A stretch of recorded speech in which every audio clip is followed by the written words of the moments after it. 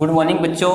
आज हम हिंदी व्याकरण में संज्ञा को समझेंगे कि बेटा संज्ञा किसे कहते हैं। संज्ञा अर्थात नाम। नाम किनकी इस दुनिया में जितनी भी प्रकार की वस्तु है उन सभी का बोध कराने वाले शब्द क्या कहलाते हैं? संज्ञा कहलाते हैं। इसको देखते हैं बेटा। किसी व्यक्ति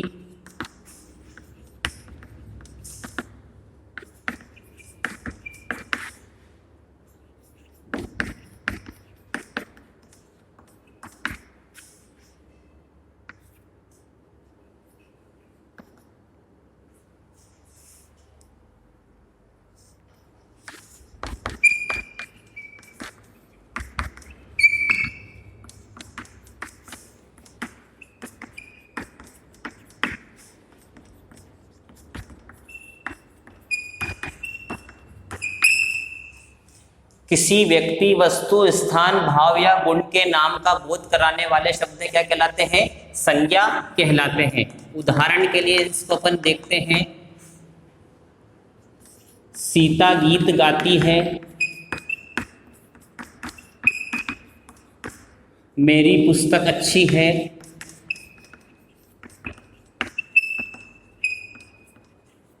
सीता गीत गाती है, मेरी पुस्तक अच्छी है, यह आम मीठा है, यह आम मीठा है, चारों तरफ हरियाली है,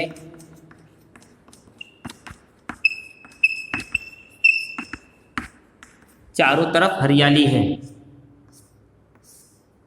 तो यहां पर अपन देख रहे हैं बेटा, इस दुनिया में जितनी भी प्रकार की जो भी वस्तु है, व्यक्ति है, वस्तु है, स्थान है, सभी जिसका की नाम हो वो किसके अंतर्गत आते हैं बेटा? संज्ञा के अंतर्गत आते हैं। जैसे मैंने पहले बोला सीता गीत गाती है, तो इस वाक्य में संज्ञा क्या है? नाम किसका आ रहा है बेटा? सीता का।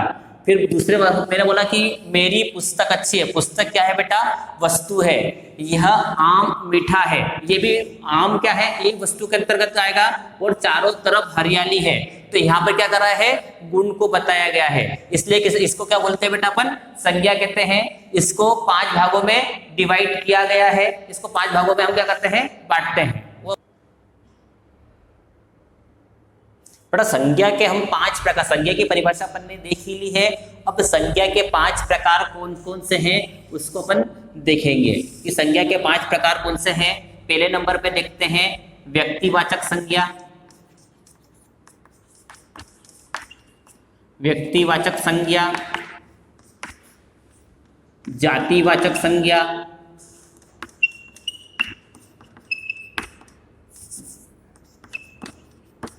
व्यक्तिवाचक संज्ञा, जातिवाचक संज्ञा, समूहवाचक संज्ञा, समूहवाचक संज्ञा, भाववाचक संज्ञा,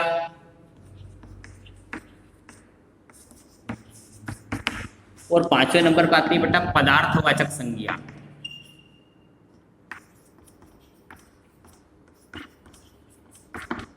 अब बेटा ये संज्ञा के 5 प्रकार बताए मैंने। व्यक्तिवाचक संज्ञा, जातिवाचक संज्ञा, समूहवाचक संज्ञा, भाववाचक संज्ञा और पदार्थवाचक संज्ञा। अब हम कैसे पहचान करेंगे कि व्यक्तिवाचक संज्ञा कौन सी है, जातिवाचक संज्ञा कौन सी है, समूहवाचक संज्ञा कौन सी है, भाववाचक संज्ञा कौन सी है और पदार्थवाचक संज्ञा कौन सी है? सबसे पहले अपन इसको देखेंगे, व्यक्तिवाचक संज्ञा की परिभाषा समझने का प्रयास करेंगे। व्यक्तिवाचक संज्ञा को हम समझने का प्रयास करेंगे, ठीक है। लिखिए बेटा व्यक्तिवाचक संज्ञा। अब व्यक्तिवाचक संज्ञा किसे कहते हैं? किसी व्यक्ति, वस्तु, स्थान के नाम का बोध कराने वाले शब्द,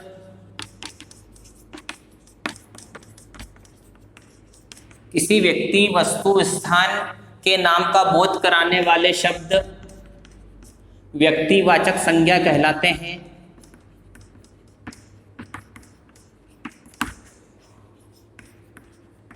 व्यक्तिवाचक संज्ञा कहलाते हैं। जैसे उदाहरण के लिए देखते हैं अपन, महात्मा गांधी अमर है, महात्मा गांधी अमर है। काशी हिंदुओं का पवित्र तीर्थ स्थल है। काशी हिंदुओं का पवित्र तीर्थ स्थल है। रामायण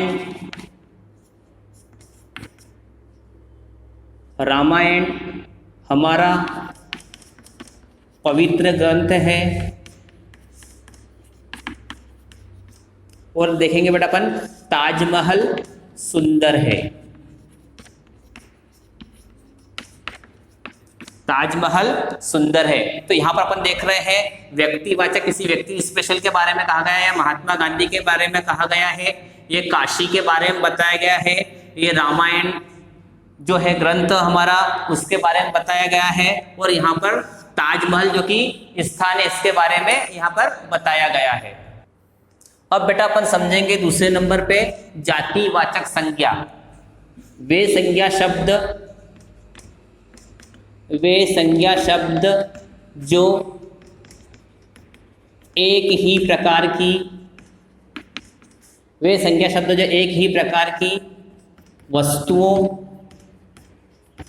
या जाति के समूह का बोध कराते हैं।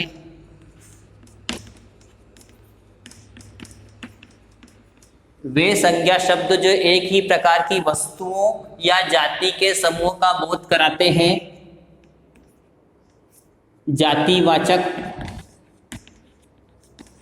जातिवाचक संज्ञा शब्द कहलाते हैं।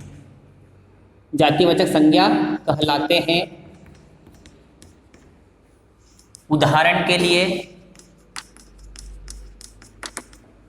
उदाहरण देखेंगे, हमारे सैनिक बहादुर हैं।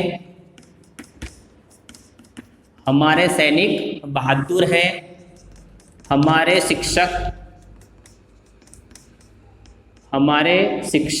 हमें अच्छा पढ़ाते हैं। हमारे सैनिक हमें अच्छा पढ़ाते हैं। बहन राखी बांधती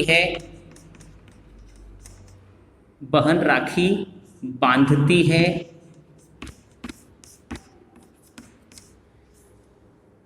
यह मकान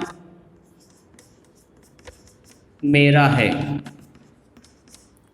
इसमें अपन देखें, यहाँ सैनिक, यहाँ शिक्षक, यहाँ बहन और यहाँ मकान के बारे में बात की गई है। मतलब एक ही प्रकार की जाति, ये एक ही प्रकार की वस्तु या जाति के समूह का बोध कराते हैं, उसे अपन बोलते हैं बेटा जातिवाचक संज्ञा कहते हैं।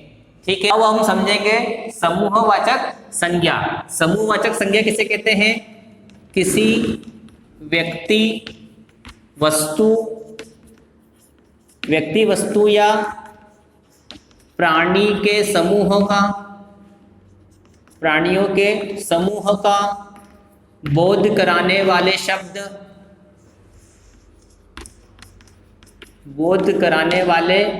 शब्द समूहवाचक संज्ञा कहलाते हैं।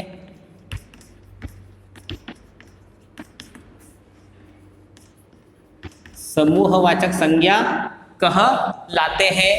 और उदाहरण के लिए देखते हैं अपन कि समूह का मतलब क्या। मतलब कोई सी भी वस्तु है, एक या एक, जब मतलब दो या दो से अधिक होती है तो समूह के अंतर्गत आ जाती है।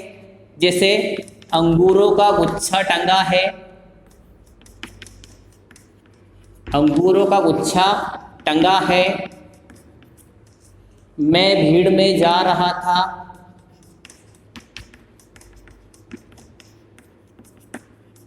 मैं भीड़ में जा रहा था। डाकुओं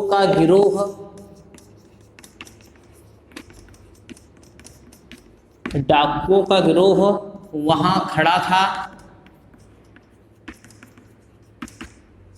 हमारी भारतीय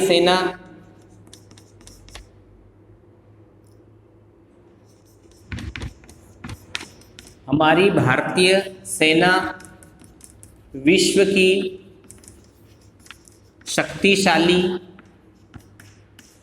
हमारी भारतीय सेना विश्व की शक्तिशाली सेना है।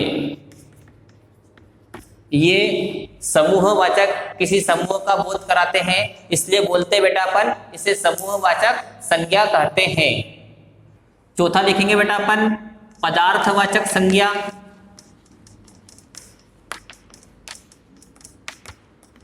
पदार्थवाचक संज्ञा, पदार्थवाचक संज्ञा किसे कहते हैं? जो वे संज्ञा शब्द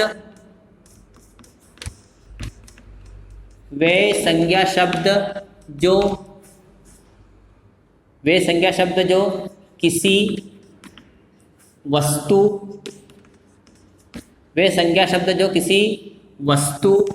धातु या सामग्री के नाम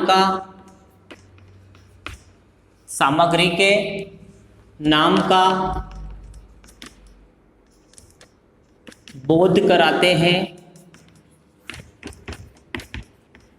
वे संज्ञा शब्द जो किसी वस्तु धातु या सामग्री के नाम का बोध कराते हैं उसे पदार्थवाचक संज्ञा कहते हैं।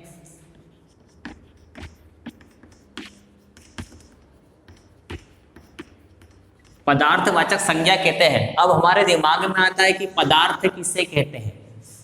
तो वह वस्तु जो स्थान घेरे वो जिसमें वजन हो, वह वस्तु जो स्थान घेरे और जिसमें वजन हो उसे हम क्या कहते हैं? पदार्थवाचक संज्ञा, उसे पदार्थ कहते हैं। जैसे उदाहरण के लिए देख रहे हैं अपन, भेड़ ऊन देती है, भेड़ ऊन देती है, सोने से आभूषण बनाए जाते हैं,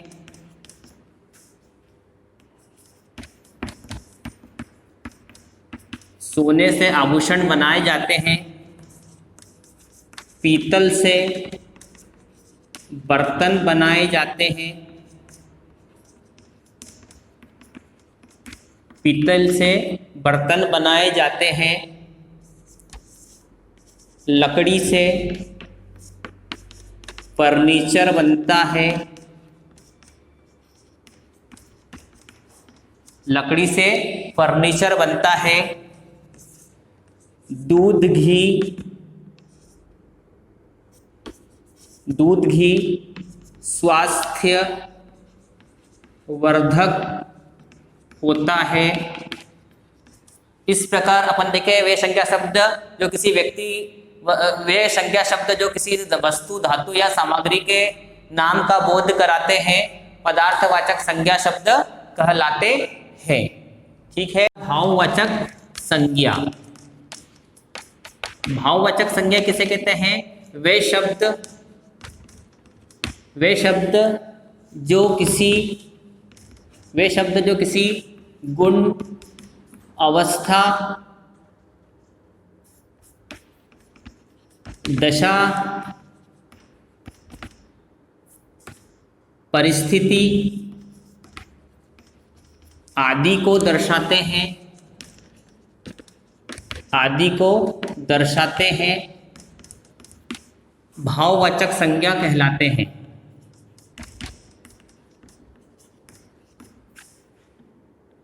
भाववाचक संज्ञा कहलाते हैं। जैसे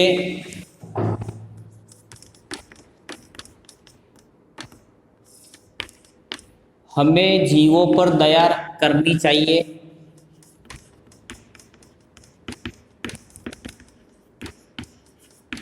हमें जीवों पर दया करनी चाहिए, मोटापा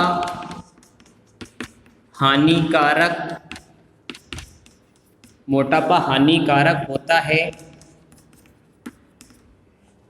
ईमानदारी एक श्रेष्ठ गुण है, ईमानदारी एक श्रेष्ठ गुण है, ईमानदारी एक श्रेष्ठ गुण है, सुरेश सुखी है, सुरेश सुखी है, हमें गरीबों से घृणा नहीं करनी चाहिए।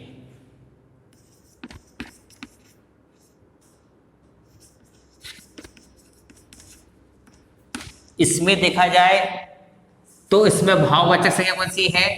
दया है, मोटापा है, ईमानदारी है, सुखी है, घृणा। ये सब किसके अंतर्गत आते हैं बेटा? भाववाचक संज्ञा के अंतर्गत आते हैं। मेरे अंदाज से शायद आपको संज्ञा बहुत अच्छी तरीके से समझ में आ गई होगी। धन्यवाद।